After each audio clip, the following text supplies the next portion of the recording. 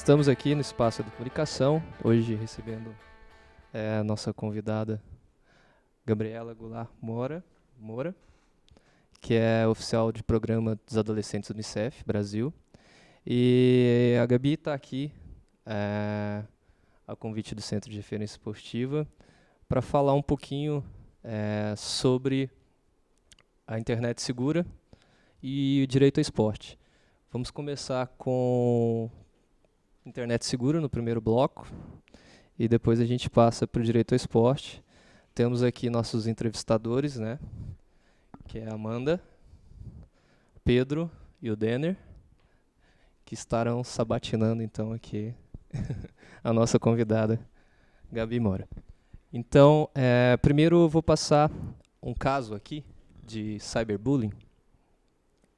Nesse caso de cyberbullying, intitulado A Lição da Mulher Mais Feia do Mundo sobre a Verdadeira Beleza. Uma mulher de apenas 21 anos, com quase 0% de gordura no corpo, tem que comer a cada 15 minutos para se manter saudável, apesar da aparência de excessivamente magra. Lizzie Velasquez não é anorexia, mas sofre de uma doença rara que a impede de ganhar peso. Lizzie nasceu 4 semanas prematuramente, pesando apenas pouco mais de 1 quilo, e os médicos constataram que houve problemas com o líquido amniótico que protegia a menina no ventre da mãe. Quando estava no colégio, não ocorreu melhor ideia aos colegas de Lizzie em subir um vídeo ao YouTube com o seu rosto e com o título A Mulher Mais Feia do Mundo. Durava só 8 segundos, mas logo atingiu 4 milhões de visitas. O pior veio depois. Os comentários diziam que eu fizesse um favor ao mundo e colocasse uma pistola na cabeça. Referiam-se a mim como isso ou monstro, afirma, no caso, a Lizzie. Ela falou que quando estava no colégio, né, as pessoas pegaram o rosto dela e colocaram no YouTube, né? Por que você acha que elas fizeram isso? Você acha que elas se sentiam bem vendo o constrangimento dela? O que leva os adolescentes a serem tão cruéis, às vezes, ou as próprias crianças mesmo, né? O que será que esses adolescentes, essas crianças aprendem sobre o que é ou não beleza, ou como se comportar, e o que é conviver com a diversidade, para chegar a um ponto de expor a outra pessoa desse jeito? E se um bullying tem um impacto tão grande numa sala fechada, imagina isso quando vai para a internet e se repete, e em 8 segundos já teve 4 milhões de visualizações, né? O que vocês acham que esses colegas da Lizzie aprenderam sobre diversidade para agirem como eles agiram? O que eu acho que eles aprenderam? Eu acho que com as palestras assim, que ela fez, sabe? Que ela mostrou que a beleza dela não importava, eu acho que eles devem ter se sentindo mal, porque ela era uma pessoa doente e eles brincaram com ela como se não tivesse importância, assim. Acho que é isso. Alguém pensa alguma coisa diferente sobre a convivência com a diversidade? Eu acho que, como ela era diferente deles, eles tomaram a iniciativa de brincar com ela, não se importando com o que ela sentisse. Chamaram ela de mulher mais feia do mundo, mas não davam a mínima se ela tinha uma doença ou não. Só jogaram isso porque eles achavam divertido. Porque quando a pessoa faz uma brincadeira com a outra e ela é apoiada, ela se sente a tal. É isso mesmo, né? O bullying ele precisa de uma legitimação, né? Para que o bullying aconteça, outras pessoas... Se alguém faz uma piada e ninguém ri daquela piada, é porque não funcionou, né? Então, se os outros riem, se os outros apoiam, funciona, né, o bullying. Então, acho que isso mostra para a gente também um pouco da responsabilidade que a gente tem ao compartilhar coisas. Mesmo que a gente ache que seja para criticar, às vezes as pessoas... Eu recebo muito assim, uma imagem bizarra de alguma coisa que aconteceu, uma cena de racismo ou uma cena preconceituosa, e a pessoa querendo criticar aquela ação, compartilha. Só que quanto mais você compartilha, mais você expõe a pessoa que foi vítima. Então, se a gente quer ser responsável, a ideia é não compartilhe. Você pode denunciar. E como que se denuncia? Esses próprios redes têm espaço de denúncia, e a SaferNet, no Brasil, tem também um canal de denúncia. Mas é importante denunciar, e é importante não passar para frente, né? Porque senão você está reproduzindo aquela violência e expondo ainda mais a pessoa que foi filmada.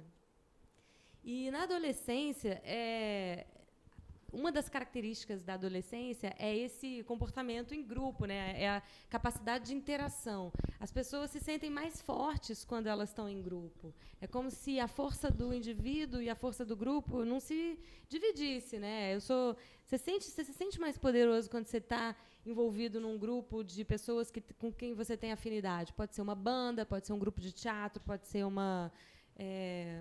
ou mesmo a sala de aula, assim, ou tem gente que é da igreja, tem gente que... Mas se você tem um grupo, você se sente mais forte, né? E você precisa daquela... Aquilo reforça uma outra característica da adolescência, que é a construção da identidade, né? E todo mundo quer pertencer. No caso, o que o grupo fez? Mostrou que ela não pertencia, né? Então, acho que a gente também, assim, ali o caso que vocês colocaram, mostra um pouco do que a gente aprende sobre padrões de beleza.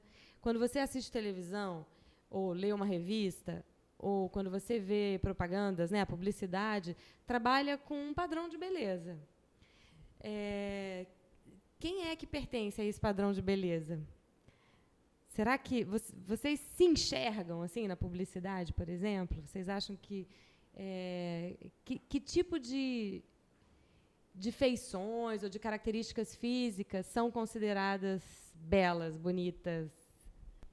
Porque acho que a gente tem aí também uma, assim, a história do que é valorizado, né? Assim, a gente vive, é importante às vezes a gente pensar que na adolescência é um momento que a gente começa a pensar, refletir sobre todos os valores que são repassados para a gente, pela família, pela escola, pela sociedade, pela publicidade, pela mídia em geral, né? E aí a gente tem que tomar muito cuidado, eu acho, como ser pensante, assim, para refletir até que ponto que você, por exemplo, no caso que vocês colocaram, né? Até que ponto que esses meninos ou meninas estão reproduzindo valores que foram passados, mas que eles nem pararam para pensar se aquilo é certo ou não, assim. Então, eles estão excluindo uma pessoa que não se encaixa num padrão de beleza, né? Mas porque a nossa sociedade valoriza o físico. Ninguém perguntou, assim, se aquela... a menina, ela foi muito inteligente, né? Porque ela reinventou essa história da beleza e, na verdade, deu uma lição. Como você falou, eles se sentiram mal depois, ou seja, eles refletiram sobre o próprio comportamento. Mas a gente, às vezes, tem a tendência de reproduzir valores. E na adolescência, é justamente essa fase de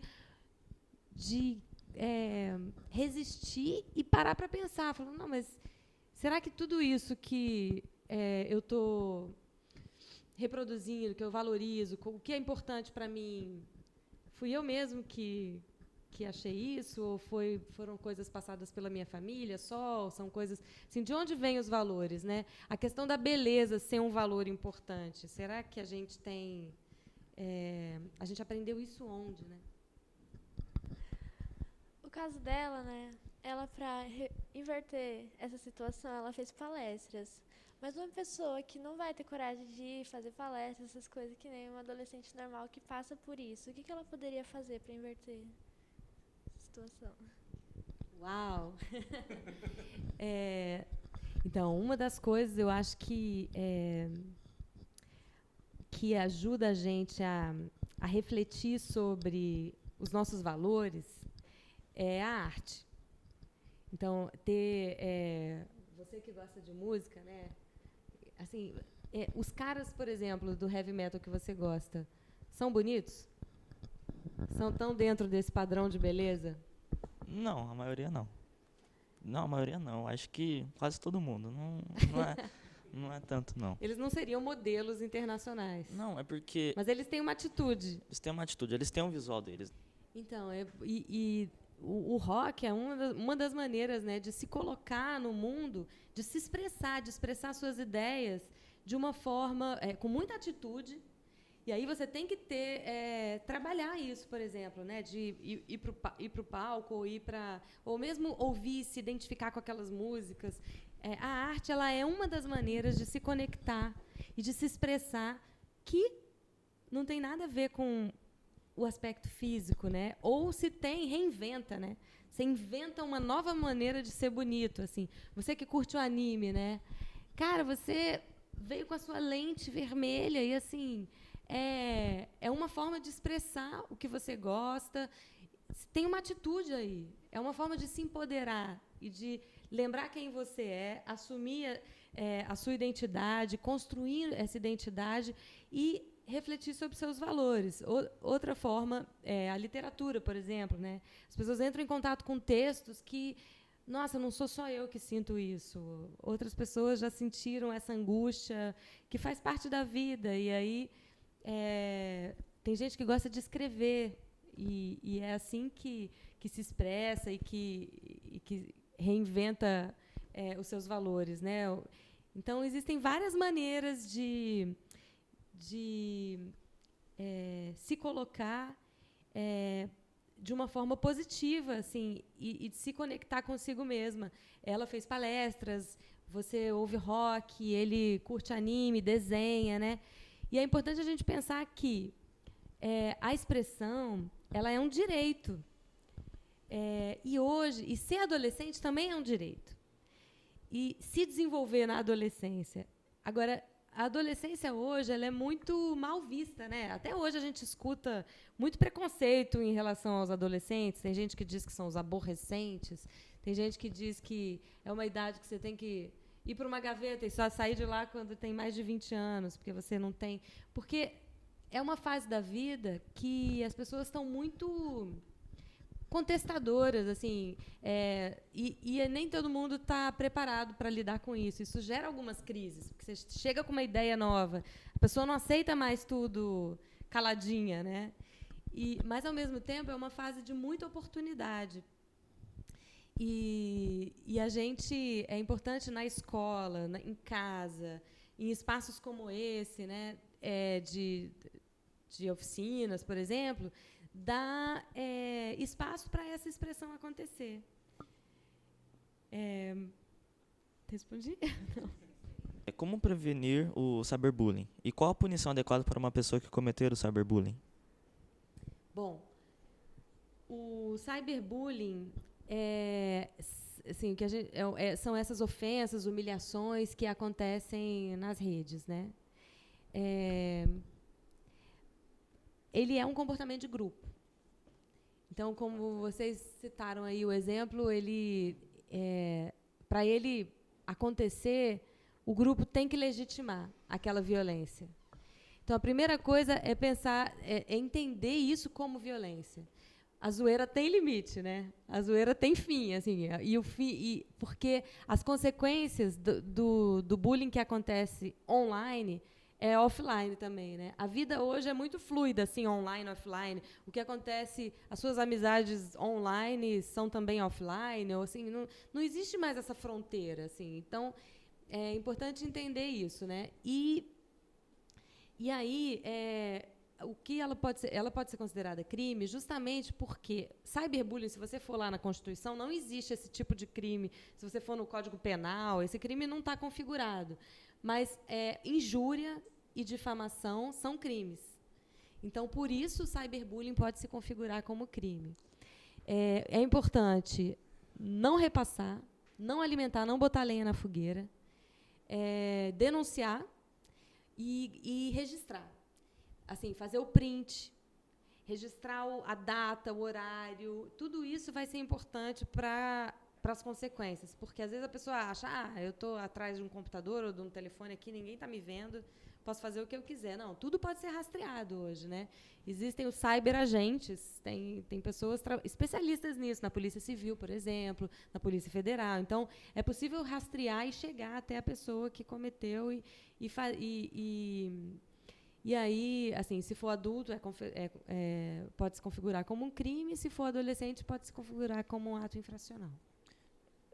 Se o cyberbullying levar uma pessoa a cometer suicídio, o agressor poderia ser acusado de homicídio? Depende muito das situações, mas assim, é importante saber que tem consequências. Esses atos de violência que acontecem online, eles podem ser rastreados, eles podem ser julgados e, se assim é muito genérico falar de uma forma, assim, né? Depende de cada caso, claro, mas é importante lembrar que isso tem consequência, inclusive judicialmente. Como os pais, parentes e amigos devem lidar com um jovem que acabou de sofrer cyberbullying?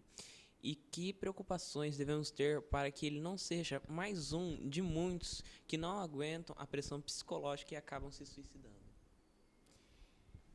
Você tocou num ponto super importante, que é o seguinte: cada vez mais os adolescentes estão utilizando a internet de uma forma muito individualizada, né?